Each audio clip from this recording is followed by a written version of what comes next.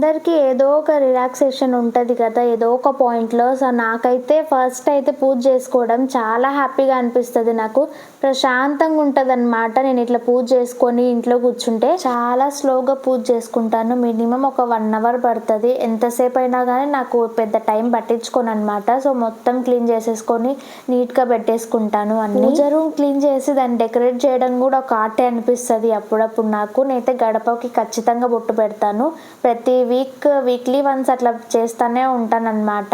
మా ఇద్దరికి పూజ చేసుకోవడం బాగా ఇష్టం. గుడికెళ్ళడం కూడా బాగా ఇష్టం అన్నమాట. మోస్ట్లీ ఇద్దరం పూజ చేసుకుంటాము. ఇంకా టైం దొరికితే అప్పుడప్పుడు గుడికెళ్తా ఉంటాము. మండే మాత్రం కంపల్సరీ పూజ చేసుకుంటాము. ఇద్దట్లో ఎవరో ఒకరం చేస్తూ ఉంటాం అన్నమాట. మోస్ట్లీ నేనే చేస్తాను. ఎందుకంటే మా బావ ఆ టైంకి ఒక్కొక్కసారి ఉంటాడు, ఒక్కోసారి ఉండడు కాబట్టి. అన్నీ క్లీన్ చేసుకున్న తర్వాత పూజ చేసుకుంటే చాలా బాగా అనిపిస్తుంది. దీంట్లో ఒక పాజిటివ్ వైబ్ వచ్చినట్టు ఉంటది.